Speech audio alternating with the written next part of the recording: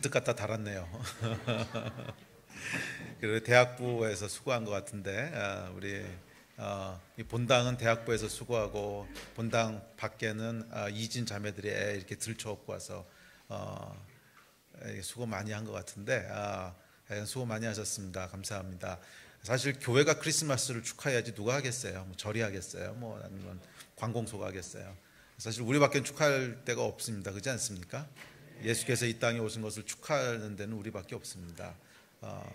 그래서 제 안에 지난번에 잠깐 나눴지만 좀 크리스마스를 크게 좀 이렇게 요란스럽다고 할 정도로 약간 과하다고 할 정도로 그렇게 축하했으면 좋겠다는 마음이 있어서 잠깐 나눴는데 뭐 감사하게도 이게 트리도 해놓고 여기 불도 달고 그래서 감사합니다. 우리 매년 이렇게 합시다.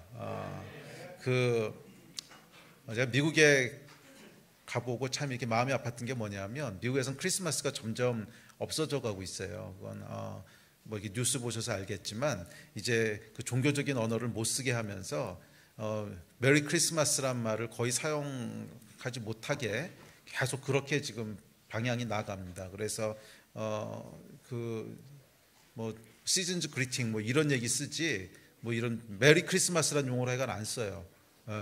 그게 벌써 몇 년 됐어요. 몇 년 전부터 메리 크리스마스라고 하는 게 종교적인 영어라 그래서 쓰지 않고 그 대신 뭐 좋은 한 해, 뭐 좋은 연말 뭐 이런 말로 다 바뀌었다는 거죠. 이제 그러면서 이 크리스마스에 대한 게 점점 희석돼 가고 있는 것을 봅니다. 근데 뭐 한국도 그렇게 될 가능성이 굉장히 많다는 좀 위기감이 들었어요. 위기감이 들어서 이 크리스마스를 조용하게 보내는 것이 미덕이 아니고 좀 어쨌거나 크리스마스라고 하는 걸 요란하게 보내야겠다라고 하는 그 마음이 좀 들었습니다. 사실은 제 그냥 개인적인 성향이랑은 잘 안 맞는 성향이에요. 이런 거 막 이렇게 요란하게 하는 거 싫어하고 그냥 검소하게 하는 거 좋아하고 이런 이제 성향인데 그래도 크리스마스는 그렇게 하면 안 되겠다는 생각이 들었어요. 조금 과하다 싶을 정도로 교회가 좀 요란하게 하고요. 내년에는 골목까지 전부 다 그냥 치장을 합시다. 아니 예수께서 오신 것을 교회가 기뻐하고 알리지 않으면 누가 알리겠어요? 아멘. 내년에는 온 골목을 다 치장을 해서라도 하여간 크리스마스가 중요한 날이고 기쁜 날이라고 하는 것을 우리가 지켜내지 않으면 이것도 점점 희석될 수 있겠다라고 하는 위기감들이 사실은 뭐 미국 같은 경우는 기독교 국가라 그런데도 불구하고 이제 크리스마스라고 하는 것이 점점 희석되어 가고 있는 것을 보면서 그런 위기감이 좀 들었습니다. 그리고 또 하나는 이 크리스마스를 얼마나 요란스럽게 왁작지껄 좀 과하게 보내느냐 하는 것이 우리의 어떤 믿음에 대한 표현이라는 생각이 들었어요. 그러니까 우리의 믿음을 여러분 잘 생각해 보십시오. 우리가 믿는 것은 한 분 인격체에 대한 믿음입니까? 아니면 종교와 어떤 뭐 율법과 우리가 해야 될 어떤 철학과 윤리와 종교에 대한 것입니까? 우리가 믿는 우리의 신앙생활은 종교생활이 아니거든요. 우리가 무엇을 해야 되고 하지 말아야 되고 뭐 윤리의 기준은 어떻게 가져야 되고 도덕의 기준은 어떻게 가져야 되고 만약 그런 거에 대한 거라면 뭐 크리스마스를 크게 화려하게 하는 것이 별 의미가 없습니다. 오히려 그것은 낭비고 뭐 사치겠지요.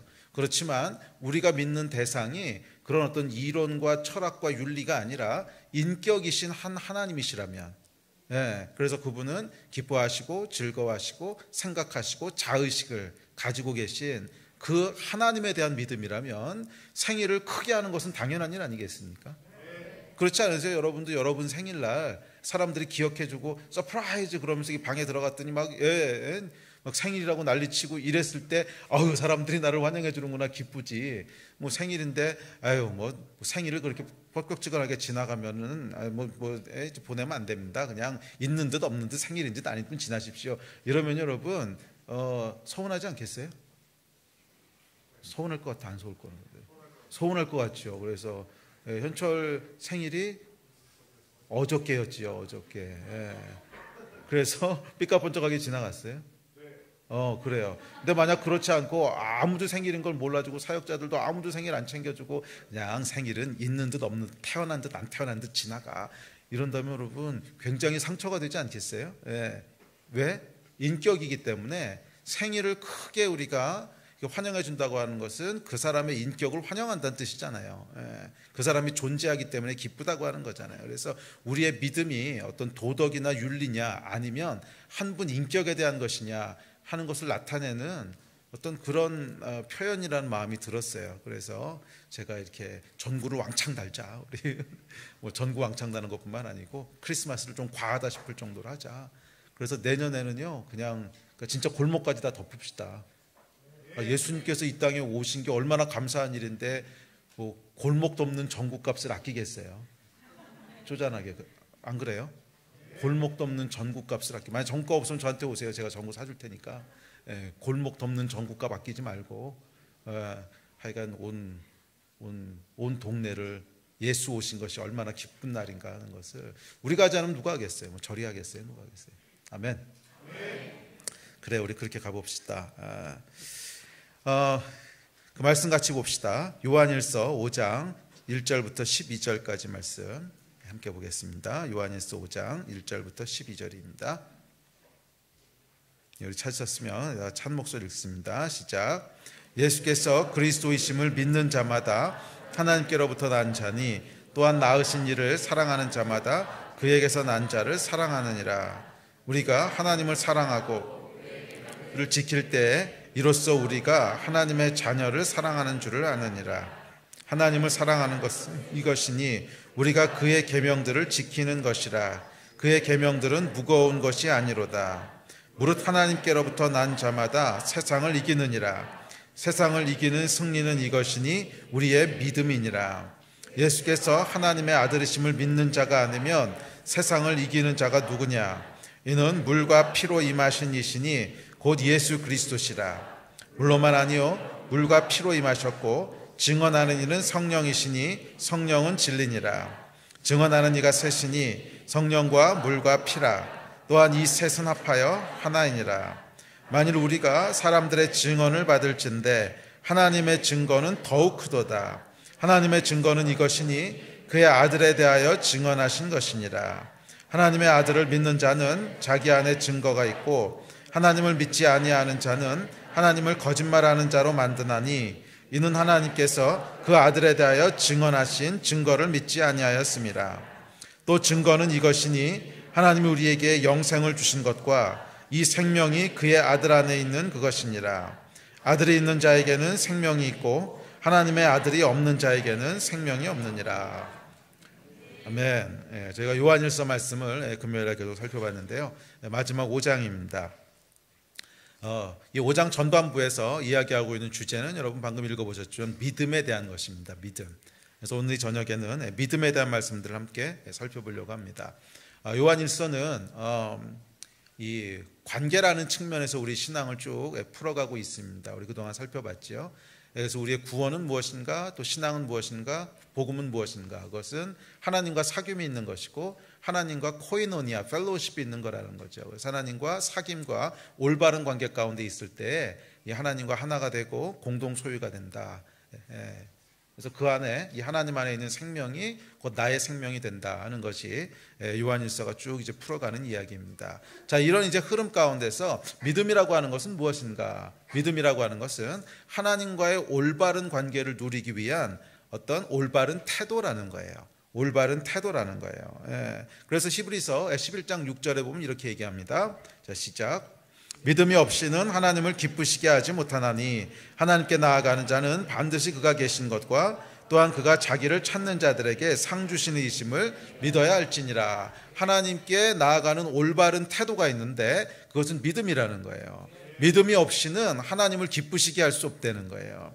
믿음이 없이는 하나님과 올바른 관계를 맺을 수 없다는 거예요. 그래서 반드시 하나님 옆에 나아가는 자는, 즉 하나님과 올바른 관계 가운데 있고자 하는 자는 믿음이 있어야 되는데 어떤 믿음이라 그래요? 그가 계신 것과 그가 자기를 찾는 자들에게 상 주시는 분이신 것을 믿어야 된다는 거예요.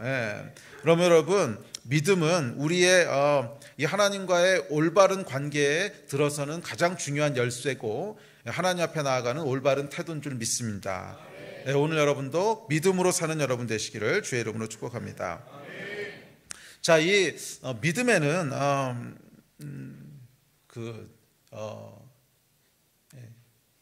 이제 거긴 제가 타이핑은 안 해놨는데요. 그래서 띄우지 말고 그냥 있으세요.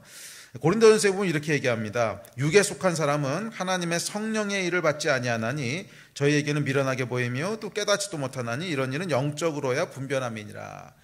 여러분, 우리는 두 세계에 속한 존재로 지음을 받았습니다. 그래서 몸이 있고 육신이 있고 그래서 보이는 세계를 살고 있지만 동시에 하나님께서 우리에게 영을 부으셔서 하나님의 영을 주셔서 보이지 않는 세계, 하나님이 계신 그 영적인 세계에도 함께 살도록, 함께 속하도록 그렇게 만드셨어요. 그런데 영적인 세계는 어떤 세계예요? 보이지 않는 세계예요. 만져지지 않고 느껴지지 않고 보여지지 않는 세계예요. 그런데 보여지지 않고 만져지지 않고 느껴지지 않는다고 해서 실존하지 않는 세계가 아니라는 거예요. 만약 보이지 않는 세계가 실존하지 않는 세계라면 하나님은 어디 계시겠어요? 그럼 우리의 믿음이라고 하는 건 다 헛거가 되겠지요. 보이지 않지만 분명히 존재하는 그 세계가 있다는 거예요. 거기에 하나님이 계시다는 거예요. 하나님은 영이시라 그랬어요. 그래서 하나님은 거기에 계시고 그 세계가 분명히 있다는 거예요. 그리고 사실은 이 눈에 보이는 세계는 눈에 보이지 않는 그 영적인 세계의 그림자라는 거예요. 그래서 눈에 보이지 않는 세계에서 묶이면 여기서도 묶이고 거기서 풀어지면 여기서도 풀어지는, 그래서 믿는 자들에게 하나님이 어떻게 살아가라 그러셨냐면 기도로 살아가라 그러신 거예요. 왜냐하면 기도를 통해서 보이지 않는 영적인 세계에 먼저 변화가 일어나면 그것의 응답으로 이 땅에서 뭔가 변화가 일어난다는, 그리스도인은 그렇게 살아가는 거라는 거예요. 그래서 눈에 보이는 것들을 계속 바꾸려고 살아가는 것은 혈과 육에 속한 싸움이라는 거예요. 눈에 보이는 것들을 계속 우리의 힘으로, 노력으로, 또 우리가 갖고 있는 어떤 것들을 사용해서 계속 바꿔가려고 하는 것은 뭐예요? 혈과 육에 속한 싸움이라는 거예요. 그래서 이 요한일서 뒷부분에 가면 그 얘기를 좀 더 하는데, 하여간 이 혈과 육에 속한 싸움들이라는 거예요. 그리고 그것은 이제 혼에 속한 생각이라는 거예요. 그렇게 살아가면 안 된다는 거예요. 우리는 혈과 육으로, 혼으로 살아가는 사람이 아니라 영으로 살아가야 되는데, 그 영으로 살아가는 것은 어떻게 살아가는 거예요? 믿음으로 살아가는 거라는 거예요. 왜? 보이지 않기 때문에, 보이지 않는 세계이기 때문에 믿음으로 살아가야 된다는 거예요. 그래서 여러분, 믿음에는 우리가 다 알지 못하는 굉장한 비밀과 능력이 있습니다. 믿음에는 여러분, 우리가 다 알지 못하는 굉장히 신비한 능력과 비밀들이 있어요.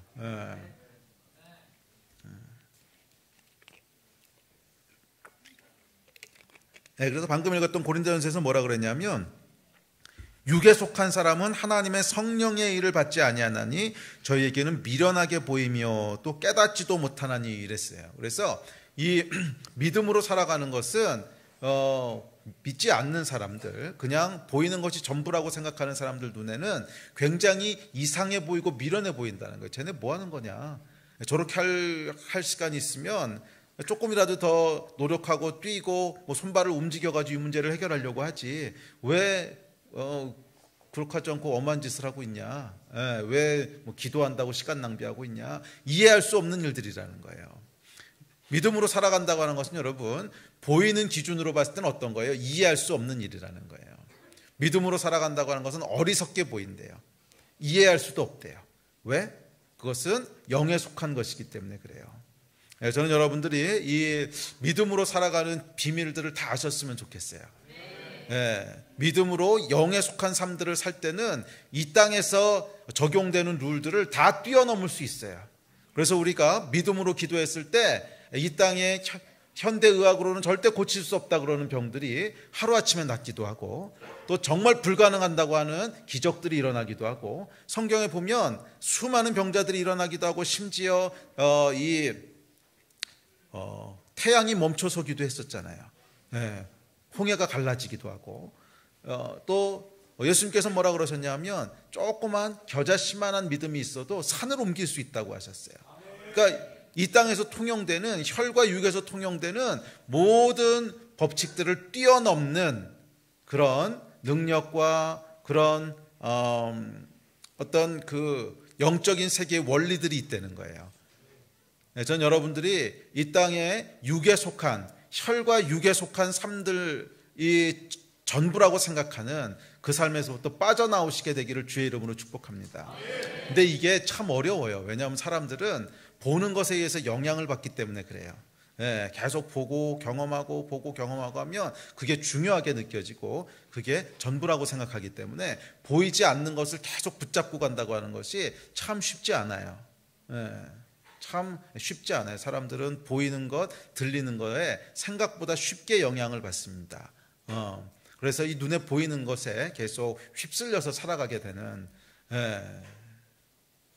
저는 여러분들이 이런 삶을 살지 않았으면 좋겠어요. 오늘 요한일서에 보면 결국 믿음으로 살아가는 것이 하나님 앞에서 올바른 태도라고 얘기하고 있습니다. 저는 여러분들이 믿음을 통해서 이 땅의 모든 한계들을 뛰어넘는 삶을 살았으면 좋겠어요.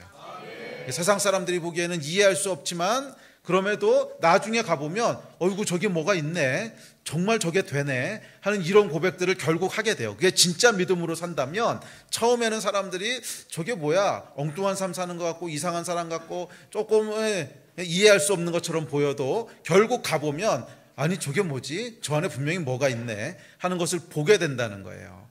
전 여러분들이 믿음으로 승리하는 삶들을 사시게 되기를 주의 이름으로 축복합니다. 그래서 뭐라 그랬냐면 5장 4절에 보면 세상을 이긴다 그랬어요. 세상을 이기는 승리는 이것이니 우리의 믿음이라 그랬어요. 믿음 안에 하나님이 역사하시는 승리가 있는 줄 믿습니다. 구체적인 승리들이 있는 줄 믿습니다. 이것을 붙잡고 살아가는 여러분 되시기를, 그래서 붙잡고 이 눈에 보이는 모든 한계들과 눈에 보이는 모든 제약들을 뛰어넘으면서 극복하면서 살아가는 여러분 되셨으면 좋겠어요. 믿음은 여러분 능력이라 그랬어요. 하나님의 나라는 말에 있지 않고 능력에 있다 그랬어요. 그냥 말에 있다고 하는 것은 무슨 뜻이냐면 믿음을 그냥 윤리, 도덕, 철학으로 생각한다는 거야. 아니요, 그게 아니라는 거예요. 말에 있는 것은 윤리고 도덕이고 철학이고 다 그냥 이 세상에 속한 어떤 생각들이라는 거야. 그런데 그게 아니라 하나님의 나라는 능력에 있다라고 얘기했을 때는 보이지 않는 영적인 세계가 있고 믿음으로 살아가는 사람들은 그 영적인 세계에 있는 모든 능력과 원리와 자원들을 이 땅에서 가져다 쓴다는 거예요. 그래서 실제로 역사하는 능력들이 있다는 거예요. 세상을 이기는 승리는 이것이니 우리의 믿음이라 그랬어요. 믿음으로 여러분 한계들을 뛰어넘으면서 살 수 있다는 거예요. 믿음으로 안 된다 그러는 것들을 돌파하면서 살 수 있다는 거예요. 갇혀 살지 않아도 된다는 거예요. 그래서 여러분들이 하나님을 믿고 믿음으로 이 땅을 걸어갈 때 이 믿음의 승리들을 경험하셨으면 좋겠어요. 그냥 하나님의 나라를 말과 윤리와 도덕으로 그렇게 살아가는 것이 아니라 우리의 삶 가운데 불가능하다고 생각하는 것들이 돌파되고 안 된다고 생각했던 것들이 되어지고 이루어지고 뛰어넘고 하는 여러분, 이 믿음의 삶들을 사시기를 주의 이름으로 축복합니다.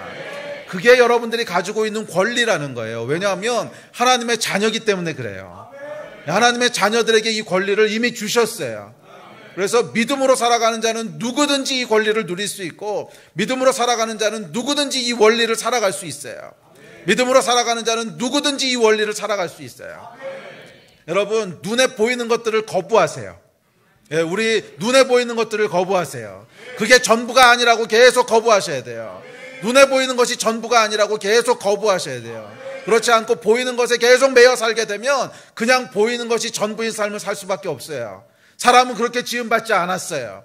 우리가 보이는 것이 전부로 지음받지 않았어요. 사람은 영에 속한 존재고 사람은 영적인 존재고 영적인 자원들을 사용할 수 있고 영적인 원리에 의해서 살아가도록 지음받았어요. 이 영적인 원리는 이 땅의 원리에만 제한받는 그런 원리가 아니에요. 이 땅의 모든 제약들을 뛰어넘는 어떤 영적인 파워들이 있다는 거야. 이것을 살아갈 수 있도록 지음받았는데 그것을 살아내는 열쇠가 뭐냐면 믿음이라는 거예요. 믿음. 그것은 믿음이라는 거예요. 아멘. 우리 앞서 갔던 믿음의 선배들이 이런 것들을 많이 사실은 보여주고 또 우리에게 알려줬어요. 그래서 여러분 사실 기억하시겠지만 우리나라가 전쟁 끝나고 나서 1950년대, 60년대에 정말 가난했잖아요. 정말 가난했는데 그때 기도운동이 일어나면서 조영기 목사님으로 대표되는데 조영기 목사님은 상징적인 한 명의 사람이었을 뿐이고 많은 그 세대들이 이제 비슷한 일들을 함께 해나간 건데 그 세대 목사님들이 함께 기도하면서 뭐예요? 영적인 어떤 비밀이 있다고 하는 것을 조금씩 알아가기 시작해요. 그러면서 조영기 목사님이 쓰셨던 4차원 영성이라든지 이런 이제 책들을 보면 그 영적인 세계에 대한 진리들을 얘기하고 있어요. 눈에 보이는 게 전부가 아니라는 거야. 그것을 훨씬 뛰어넘는 어떤 것들이 있다는 거야. 그리고 사실 그 일을 통해서 수많은 기적들을 경험하면서 오늘 한국교회가 여기까지 온 거 아닙니까? 뭐 재정적으로도 그렇고 또 뭐 이 병의 치유나 기적이나 이거 엄청나게 경험하면서 60년대, 70년대, 80년대 거쳐서 여기까지 온 거거든요.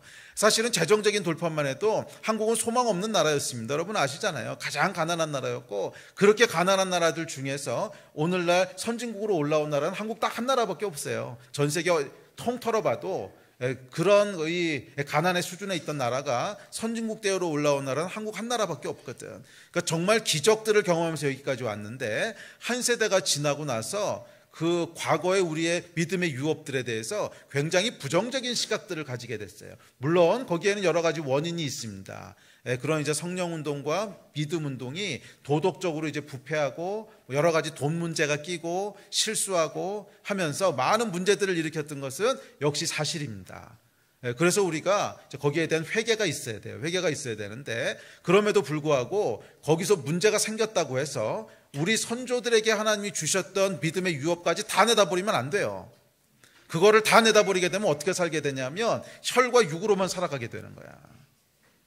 그걸 다 내다버리면 혈과 육으로만 살게 되는 거예요. 어떻게 보면 오늘날 한국교회가 겪고 있는 심각한 위기 중에 하나도 영적인 감각들을 잃어버린 게 아닌가 저는 그렇게 생각을 합니다. 진짜 우리가 영적인 세계에 대한 감각을 가지고 믿음을 가지고 살아간다면 오늘날 한국교회 안에 새로운 능력들이 분명히 부어질 거예요. 그런데 이런 능력들은 다 잃어버리고 그 능력을 잃어버린 것 자체만 문제가 아니라 영적인 세계에 대한 감각들을 잃어버리게 되면 우리의 모든 눈과 감각들은 어디에 제한되게 돼요? 눈에 보이는 세계에 제한되게 돼요. 눈에 보이는 세계에서 최고의 가치는 뭐예요? 돈이에요. 눈에 보이는 세계에서 최고의 가치는 돈이야. 이건 부인할 수가 없어요. 이 돈의 파워를 뛰어넘기 위해선 눈에 보이는 세계가 전부가 아니라고 하는 믿음이 있어야 되는데 이 믿음을 상실해가면서 우리 가운데 일어난 현상이 뭐냐면 그냥 눈에 보이는 세계 가운데 갇혀버린 거야. 그럼 눈에 보이는 세계에서는 왜 돈이 최고의 가치냐 하면 눈에 보이는 세계는 여러분 몸이 전부잖아. 잘 먹는 거, 잘 입는 거, 뭐 더 좋은 걸로 치장하는 거, 뭐 눈에 보이는 것에서 뭐 그거 이상이 있겠습니까? 그러다 보면 그걸 다 충족시켜주는 게 뭐야? 돈이거든. 그래서 여러분 눈에 보이는 세계가 전부라고 한정되었을 때는 결국 우리는 물질의 유혹에서 자유로울 수가 없어요. 능력을 잃어버리게 돼요. 사실은 돈과 명예와 이 세상이 주는 모든 가치를 정말 뛰어넘어서 아니요 우리는 그것에 의해서 움직이고 사는 사람들이 아닙니다. 아무리 큰 보상이 주어진다고 해도 나는 그것보다 내가 섬기는 하나님이 더 소중한 분입니다. 나에게는 그것보다 더 중요하고 나에게는 그것보다 더 크고 위대한 그런 영적인 세계의 삶이 있습니다. 이 고백을 할 수 있으면 이 세상을 이기고 승리할 수 있어요. 그래서 5장 4절에서 뭐라 그랬어요? 세상을 이기느니라. 세상을 이기는 승리는 이것이니 우리의 믿음이니라 그랬거든요. 그래서 우리가 이 땅에서 눈에 보이는 세계가 전부가 아니라 영적인 세계가 있고 그 세계에 내가 속했다고 하는 이 믿음을 가지고 살아가는 사람은 세상에서 승리할 수 있다는 거야. 이 승리를 누리시는 여러분 되시기를 주의 이름으로 다시 한번 축복합니다. 자, 오늘 본문 말씀을 통해서 이 믿음에 대한 얘기를 좀 살펴보고 우리 함께 기도했으면 좋겠습니다. 자, 5장 1절에 보면 이렇게 얘기합니다. 1절 같이 읽읍시다. 시작. 그리스도인을 믿는 자마다 하나님께로부터 난 자니 또한 낳으신 이를 사랑하는 자마다 그에게서 난 자를 사랑하느니라. 자, 믿음의 첫 번째 내용은 이 믿음에서 중요한 건 뭐냐면 여러분 믿음의 대상이에요. 믿음은 무엇을 믿는다라고 하는 목적을 반드시 필요로 합니다. 그냥 믿습니다 하는 건 맹신이고 믿는다라고 했을 때는 무엇을 믿는다라고 하는 내용이 분명히 있다는 거예요. 그런데 무엇을 믿는 거예요? 그리스도를 믿는 거예요. 그러니까 우리의 믿음이라고 하는 것은 어떤 이론이나 어떤 철학이나 어떤 사상을 사실로 받아들인다. 아니요, 그런 믿음이 아니라 우리의 믿음은 인격에 대한 신뢰예요. 하나님, 예수 그리스도라고 하는 분이 계신데 그분을 내가 신뢰한다는 거야.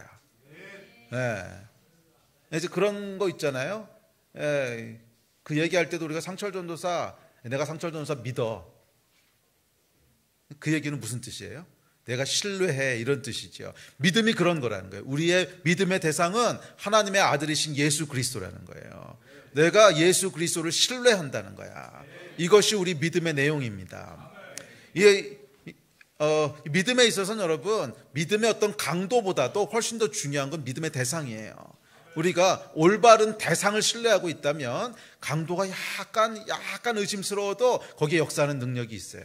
그런데 믿음의 대상이 잘못되어 있으면 아무리 내가 믿습니다 해도 소용이 없어. 그 믿음은 이제 역사하는 믿음이 아니야.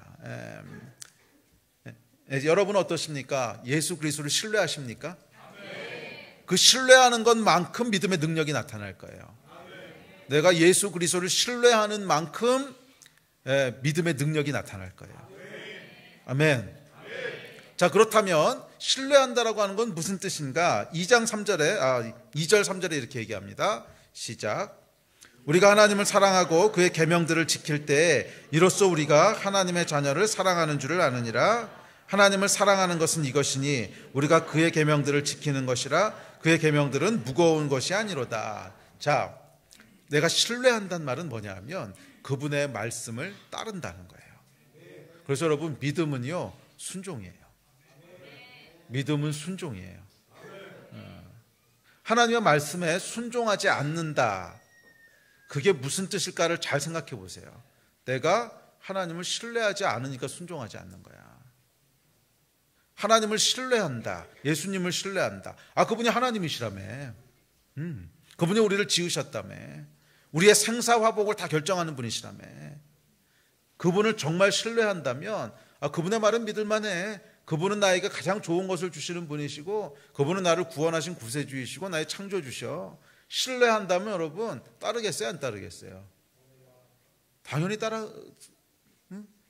따르겠지. 예를 들어서 여러분이 병에 걸렸어요. 근데 아주 골치 아픈 병에 걸렸어. 근데 정말 감사하게도 그 병에 있어서 세계 최고의 권위자인 의사를 만났어.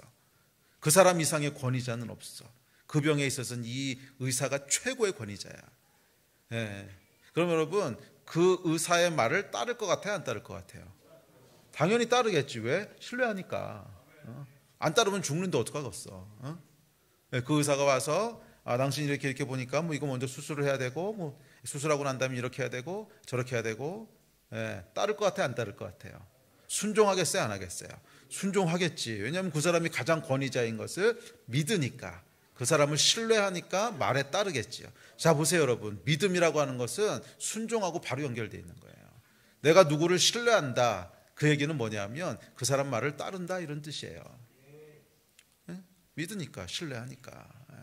안 따른다는 건 무슨 뜻이에요? 못 믿겠다, 이런 뜻이에요. 그러니까 의사가 이 약을 먹어야 될 겁니다. 그래서 약을 줘줬어. 근데 안 먹었어. 그 얘기는 뭐예요? 못 믿겠다, 이런 뜻이잖아. 이 의사는 못 믿겠다. 내가 딴 데 알아보든지 다른 의사 알아보든지 이래야겠다, 이런 뜻 아니에요. 불순종한다, 따르지 않는다라고 하는 것은 못 믿겠다는 뜻이에요. 그럼 여러분, 믿음은 정확하게 뭐하고 일치되는 단어냐면 순종하고 일치되는 단어예요. 순종하고 일치돼. 여러분이 예수 그리스도를 얼마나 믿는가 하는 것은 예수 그리스도의 말씀에 얼마나 순종하는가 하는 것하고 똑같은 얘기예요. 그래서 여러분, 순종하는 만큼 믿음의 능력이 나타나는 줄로 믿습니다. 순종하는 만큼 믿음의 능력이 나타나는 거예요. 믿음의 능력은 여러분 메시아입니다를 수백 번 외친다고 되는 게 아니고, 믿음의 강도를 높이려고 막 내 머리를 세뇌한다고 되는 게 아니고, 차라리 그럴 시간에 몸을 움직여서 하나라도 더 순종하세요. 말씀에 하나라도 더 순종하세요. 그것이 진짜 믿음인 줄로 믿습니다. 그래서 여러분, 믿음은요, 단순히 우리 내면에서만 일어나는 추상적이고 형이상학적인 일들이 아니에요. 물론 그것을 포함하고 있긴 하지만 우리 내면에서만 일어나는 추상적인 일이 아니에요. 믿음은 이 삶으로 나타나는, 액션으로 나타나는, 왜? 순종하는 거니까. 순종하는 여러분 되시기를 주의 이름으로 축복합니다. 그랬을 때 거기에 믿음의 돌파와 믿음의 능력들을 경험하게 되는 거예요. 아멘. 예. 자, 그런데 3절 말씀에 보면 아주 중요하고도 재미있는 말씀을 하십니다. 뭐냐 그러냐면 그의 계명을 지키는 것이라 그의 계명들은 무거운 것이 아니래요. 여러분 어떠세요? 순종하는 것이 가벼우세요? 무거우세요? 근데 분명히 성경은 뭐라 그랬냐면 무거운 것이 아니로다 그랬거든. 순종하는 거, 하나님의 말씀대로 살아가는 것이, 말씀을 지키는 것이 부담이 되세요? 아니면 가벼우세요? 가볍다고 하는 건 뭐냐면 쉽다는 뜻인데 쉬우세요? 어려우세요? 솔직히 얘기해요.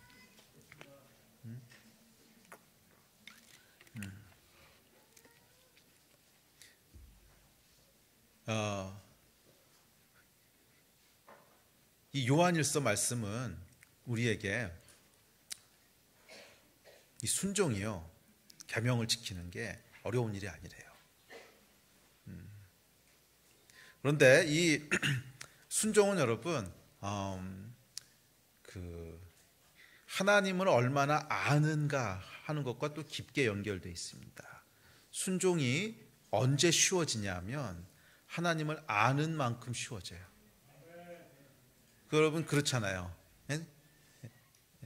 사람도 말이에요. 내가 어떤 사람을 믿어. 근데 그 사람하고 관계가 아직 깊지 않아. 만난 지 아직 한 2달밖에 안 됐어.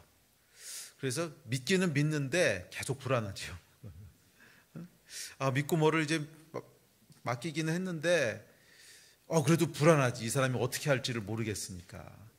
자, 이때는 여러분 믿는 게 쉬울까요? 어려울까요? 어려워요. 왜냐하면 그 사람을 잘 모르니까. 근데 한 2년 같이 지내봤어. 그랬더니 이 사람이 굉장히 충성되고 이렇게 거짓말하는 사람이 아니야. 그랬을 때는 여러분 그 사람한테 뭔가를 믿고 신뢰하고 하는 게 쉬울까요? 어려울까요? 조금 더 쉬워지겠죠. 또 어떤 사람은 한 20년을 같이 지내왔어. 20년 같이 지나면서 보니까 이 사람은 절대로 배신할 사람이 아니야. 그때는 그냥 무거운 것도 다 갖다 맡기고도 굉장히 마음 편안하게 지낼 수 있는 거죠. 가볍다는 거예요. 네, 이 하나님에 대한 것이 정확히 이렇습니다. 이 하나님과의 관계가 깊지 않을 때는 계속 불안해요. 이 말씀에 순종했다가 내가 손해보는 거 아닐까?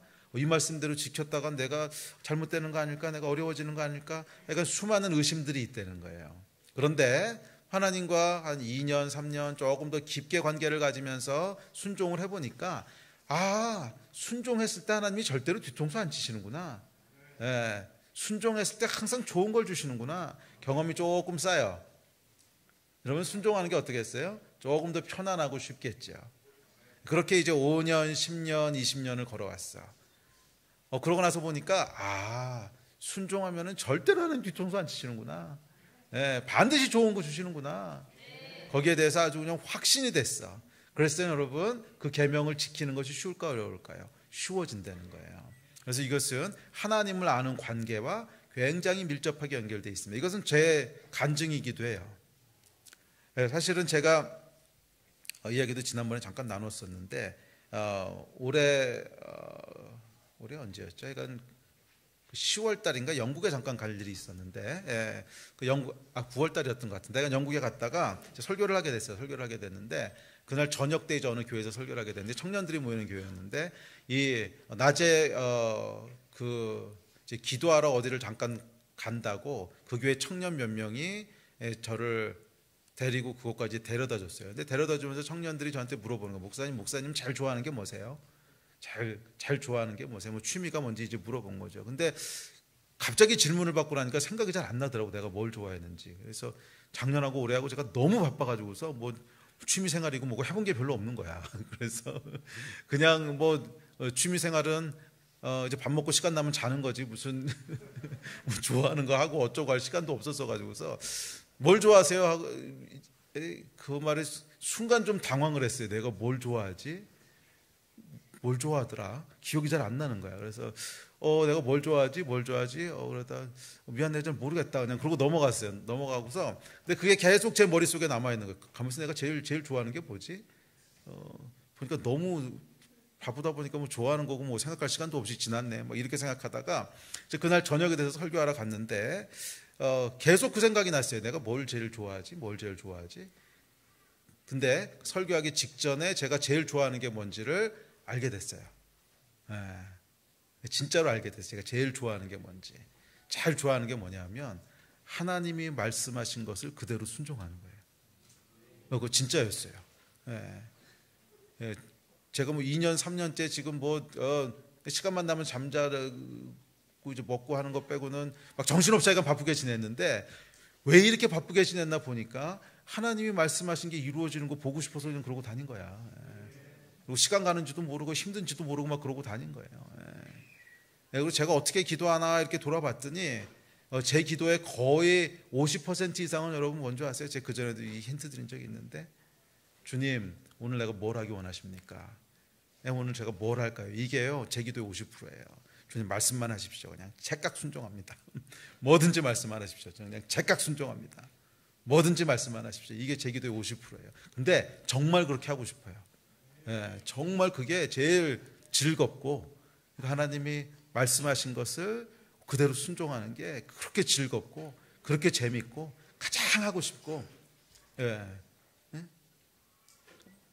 그렇다고 해서 제가 모든 걸 다 100% 순종하느냐 뭐 그렇지는 않아요. 또 인간이기 때문에 연약해서 그럼에도 불구하고 어떨 때는 뭐 이제 순종할 때보다 불순종할 때가 더 많기도 하고 또 어떨 때 막 순종하는 게 너무 어려워서 스트러글하기도 하고 뭐 그래요 인간이니까. 그럼에도 불구하고 제 안에 깊은 곳에는 뭐가 있냐면 순종이 재밌다 하고 싶다라고 하는 마음이 있는 건 정말 사실이에요. 믿어주세요. 그게 저의 정말 솔직한 마음이에요. 물론 이 얘기를 오해하지 마세요. 그래서 목사님은 뭐 불순종하는 거 하나도 없는 뭐 그러면 이단 교주지 그거는 인간은 죄인이기 때문에요. 뭐 그럼에도 불구하고 이제 불순종할 때 너무 많고 넘어질 때도 너무 많고 또 어떨 땐 순종하라고 말씀하셔도 그게 막 순종이 안 돼가지고서 막 밤새도록 막 씩씩거리고 힘들어할 때도 있고 뭐 그래요 인간이니까. 그럼에도 불구하고 제 안에 아주 강력한 소원이 있는 거는 사실이에요. 그냥 하나님의 말씀대로 순종하고 싶은. 근데 여러분 이게 처음부터 그랬던 게 아니에요. 제가 처음에 대학교 1학년 때 예수님을 믿었을 때 제 신앙생활에는 순종이란 단어 자체가 없었어요. 그냥 구원을 은혜로 받았으니까 감사하다, 감격스럽다, 하나님 좋다 그냥 그러고 신앙생활을 했어요. 근데 그러다가 이제 시간이 좀 지나서 미국으로 유학을 가게 됐는데 유학 가면서 다니게 됐던 교회가 순종을 엄청 강조하는 교회였어요. 순종 오 다이. 순종하든지 교회를 나가든지 둘 중 하나 해라. 뭐 이래가지고 애가 엄청 순종을 막 그냥 패고 막 시키고 막 이런 교회였어요. 그래서 이제 순종을 좀 그렇지 순종이 중요하구나. 그래서 뭐 순종을 이제 하기 시작했는데 뭐 그때만 해도 즐겁고 재밌게 순종한 건 아니었어요. 안 하면 죽을 것 같으니까 순종을 한 거지. 근데 참 놀라운 건 뭐냐면 순종을 조그만 순종이라도 하나씩 해나갈 때마다 어떤 걸 발견하게 되냐면 너무 힘들고 너무 어렵고 이건 해야 되니까 막 해야 되니까 순종하는 거죠. 율법적으로 한 건데도 불구하고 그 순종 뒤에는 반드시 순종한 것보다 훨씬 큰 영적인 복이 있다고 하는 걸 보게 되는 거예요. 순종할 때마다 거기에 주어지는 복이 있는 거예요. 그래서 이거를 한 번 경험하고 두 번 경험하고 세 번 경험하고 그래서 10년 20년 경험하다 보니까 제 안에 뭘 깨닫게 되냐면 이거 같은 건 없구나. 순종만큼 복 받는 건 없구나. 순종만큼 복 받는 길은 없구나. 이건 최고구나. 할렐루야. 이제 여러분들 가운데 순종하는 것이 얼마나 좋은 것인지를 계속 누리게 됐으면 좋겠어요. 그러면 우리 안에 어떤 마음들이 만들어지냐면 순종이 가벼워지는 거예요. 즐거워지는 거예요. 그게 여러분 복 받는 길인 줄로 믿습니다. 아멘.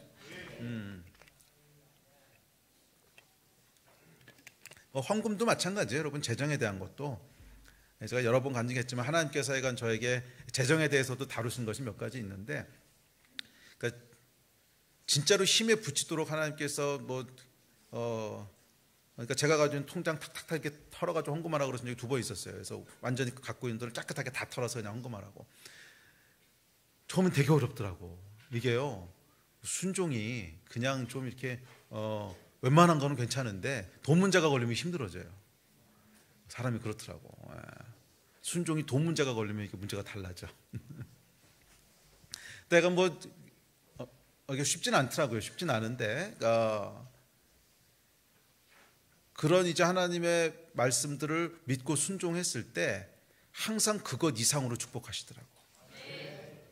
항상 그것 이상으로 축복하세요.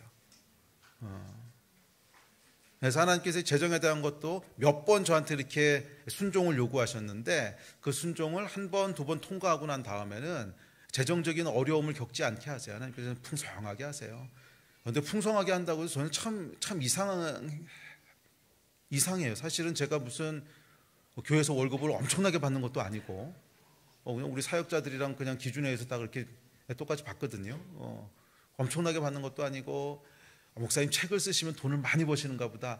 아니요, 여러분. 그 첫 번째 책은요, 이제 감사하게도 첫 번째 책은 많이 팔렸어요. 대박이 났어요. 대박이 나도 그게 대박 나서 제가 첫 책 써가지고 사이가 들어온 게 굉장히 많이 대박 났다는데 1,000몇백만 원이었어요. 그게 대단히 대박난 게 1,000만 원 좀 넘게 들어온 건데 그건 제가 서원한 게 있어서 한 푼도 안 쓰고 그냥 다 헌금하겠다 해서 헌금해 버릴 수 없고, 두 번째 책부터는 돈이 안 돼요.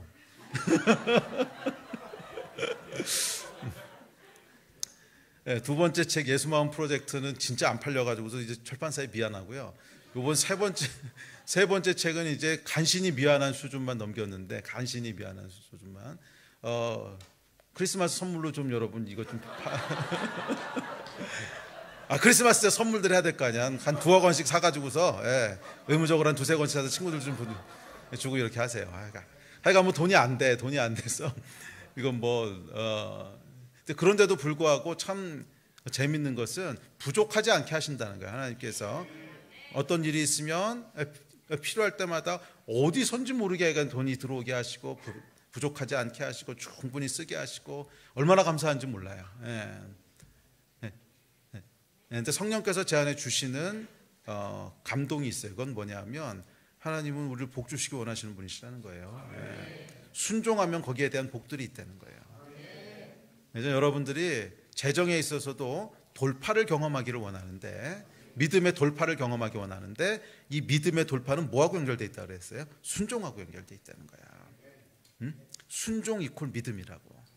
그래서 순종하는 것을 통해서 그 분야의 돌파가 일어나는 거야. 재정에 순종하는 것을 통해서 재정적인 돌파가 일어나고. 아멘. 믿음은요, 여러분, 구체적인 보상이 있어요. 믿음에는 구체적인 보상이 있어요. 그래서 이런 것들을 계속 하나씩 둘씩 경험해 갈 때 우리 안에 어떤 것이 만들어지냐면 순종이 재밌어지는 거예요. 여러분들 가운데 순종이 재밌어지는 은혜가 있기를 주의 이름으로 축복합니다. 자, 4절 5절 이렇게 얘기합니다. 자, 시작. 무릇 하나님께로부터 난 자마다 세상을 이기느니라. 세상을 이기는 승리는 이것이니 우리의 믿음이니라. 예수께서 하나님의 아들이심을 믿는 자가 아니면 세상을 이기는 자가 누구냐. 아멘. 그래서 이 믿음은요, 세상을 이기는 승리를 준다는 거예요. 아까부터 계속했던 얘기인데, 믿음에는 돌파하는 능력이 있어요. 믿음에는 분명한 보상이 있어요. 그것은 우리 안에서, 내면에서 일어나는 승리, 물론 그것이 1차적으로 일어나겠지만 거기서 그치는 것이 아니라 겉으로 드러나는 구체적인 승리들이 있을 줄 믿습니다. 믿음으로 기도했을 때 불치병이 낫게 될 줄 믿습니다. 믿음으로 기도했을 때 여러분이 구하는 모든 재정적인 어려움들이 돌파될 수 있을 줄 믿습니다. 또 믿음으로 기도했을 때 우리가 정말 불가능하다고 생각했던 많은 문제들이 해결될 수 있는 줄 믿습니다. 그런데 이 믿음은 여러분 뭐하고 연결되어 있다고? 순종하고 연결되어 있다고 하는 것을 꼭 기억하세요. 이 순종하는 믿음을 통해서 여러분들이 하나님과의 올바른 관계에 서게 됐을 때 거기서부터 흘러나오는 복이 있다는 거예요. 올바른 관계라고 하는 거 여러분 잘 기억하세요. 이번에도 가스 배관 사고가 나가지고 비극적인 사건이 있었지요. 이게 여러분 올바로 관이 이렇게 맺어져 있지 않으면 이 가스가 제대로 흘러갈 수 없지요. 예, 아무리 보일러가 돌아가도 이쪽으로 열이 공급되지 않죠. 이게 이렇게 빗나가 있으면 올바른 관계로 맞아 있으면 어떻게 되는 거예요? 이 안에 있는 열들이 정확하게 전달이 되지요. 마찬가지로 하나님과 올바른 관계에 있을 때 하나님께로부터 부어지는 복들이 우리에게 전달되는 거예요. 하나님과 올바른 관계에 있을 때 위로부터 오는 복이 우리에게 흘러오는 줄로 믿습니다. 그런데 그 올바른 관계는 뭐예요? 믿음이 없이는 하나님을 기쁘시게 할 수 없다 그랬어요. 믿음이 하나님 앞에 올바로 서는 방법이라는 거예요. 그리고 그 믿음의 구체적인 내용은 뭐라고? 순종하는 거라는 거야. 그래서 하나님의 말씀을 지키고 순종하고, 이게 지금 5장 1절부터 12절까지 계속 반복되는 내용이에요. 믿음과 순종과 믿음과 순종과 승리, 믿음 순종 승리, 믿음 순종 승리, 이 얘기가 계속 반복되고 있는 것이 5장 1절부터 12절까지 내용입니다. 그러면 여러분 가운데 믿음, 순종 통해서 승리를 얻게 되는 이 역사가 있게 되기를 주의 이름으로 다시 한번 축복합니다. 그 다음에 5장 6절, 7절, 8절, 9절, 10절까지 보면 뭐 물과 피와 뭐 이제 이런 얘기들 나오는데 이게 이제 난해 구절 중에 하나죠. 그래서 이건 그냥 뭐 참고로만 알아두세요. 뭐 이렇게 중요한 구절들은 아닌데 물과 피와 성령과 뭐 증언하시는 분이 세 분이시라는, 이건 무슨 뜻이냐면 이제 그 당시에 있었던 영지주의에 대한 어떤 반론으로 나온 얘기입니다. 근데 영지주의자들이 뭐라 그랬냐면 특별히 세린투스라고 하는 그 영지주의자가 뭐라고 주장했냐면 예수님은 그냥 이 땅에 있었던 인간 예수는 껍데기라는 거야.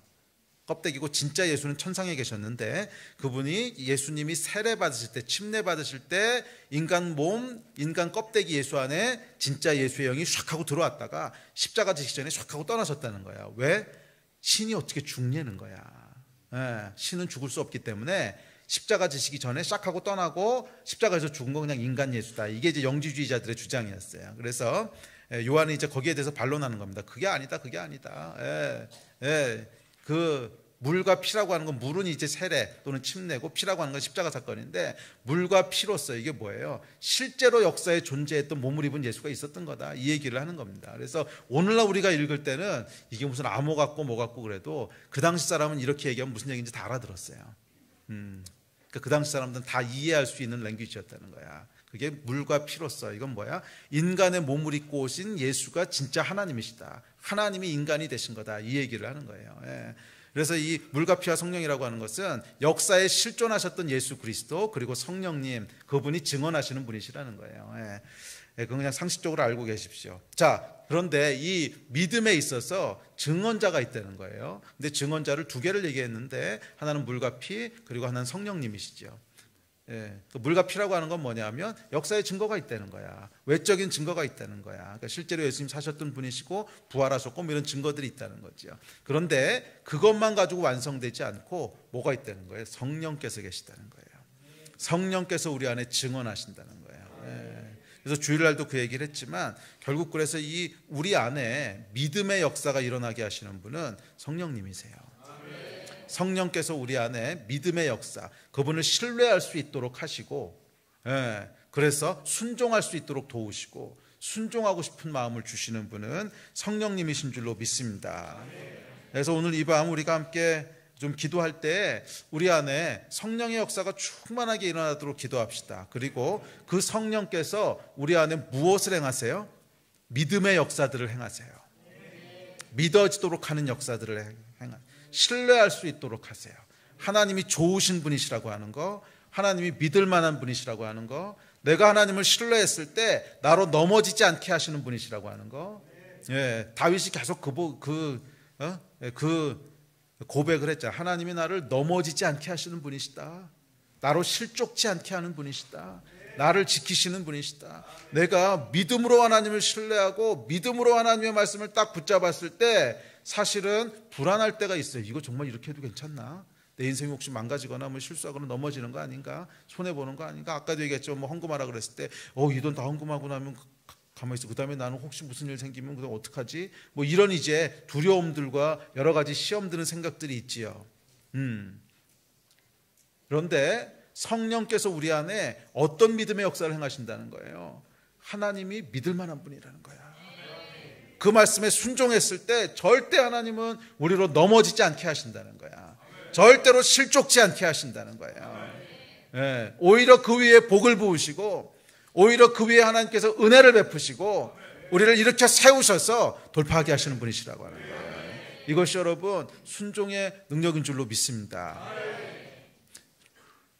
그러면 여러분 이 땅의 것들만 바라보고 가지 마세요. 예, 이 땅의 것이 아니라 영의 것들을 바라보시고 성령께서 여러분의 눈을 뜨게 하시기를 다시 한번 주의 이름으로 축복합니다. 아멘. 좀 기도합시다. 예배팀 나오십시오.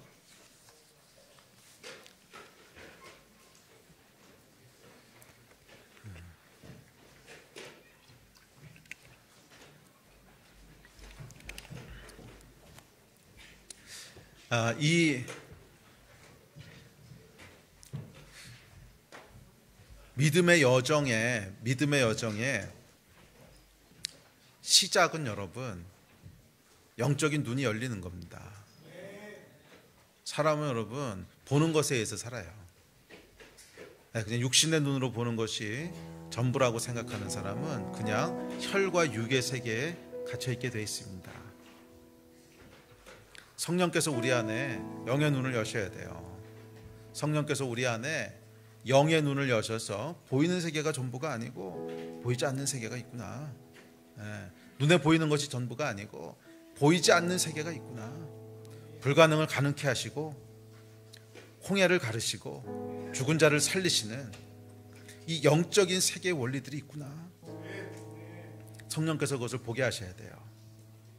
이 영의 눈이 열릴 때 우리가 어떤 여정을 시작하게 되냐 하면 혈과 육을 따라서 살아가는 여정을 멈추고 영을 따라가는 여정이 시작되게 됩니다.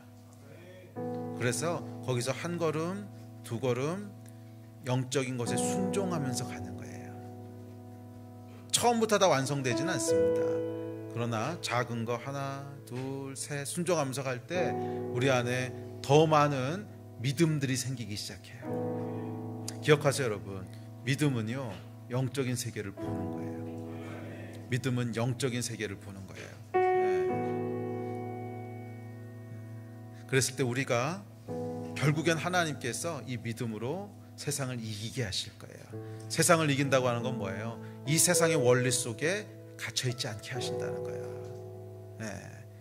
이 세상의 원리 속에 갇혀있게 하시지 않는다는 거야. 이 세상의 원리 뭐예요? 뭐 병들면 죽어야 되고, 뭐 죽음이라고 하는 것도 물론 우리가 부활로 극복하겠지만 뭐 병이라든지 재정이라든지 관계라든지 그런 이 세상의 원리 속에 갇혀있지 않게 하신다는 거야. 그것을 뛰어넘을 수 있는 그런 삶을 하나님 살게 하실 겁니다. 저는 여러분들 가운데 오늘 믿음의 여정들이 시작되는 밤이 되기를 주의 이름으로 축복합니다. 성령께서 여러분의 영의 눈을 여시기를 다시 한번 믿음으로 축복하고 선포합니다. 그러면 자리에서 같이 좀 일어납시다.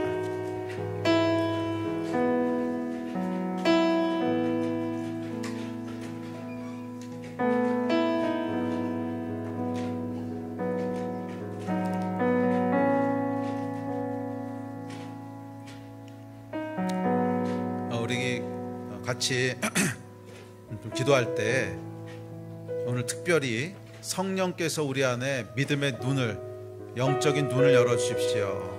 그 일 가지고 한번 좀 기도했으면 좋겠습니다. 육신의 눈이 아니라, 육신의 눈으로 보이는 것이 다가 아니라 영적인 것들을 보게 해주십시오. 혈과 육으로 살아가는 사람이 아니라 영으로 살아가는 사람이 되기를 원합니다.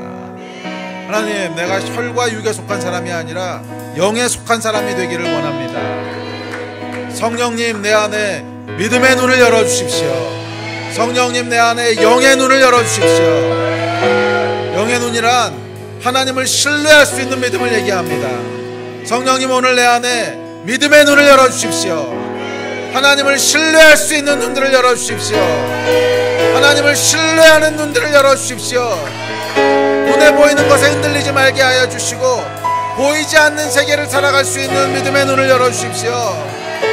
우리 주여 세 번 같이 부르짖고 이 일 위해서 함께 기도하겠습니다. 기도하십시다.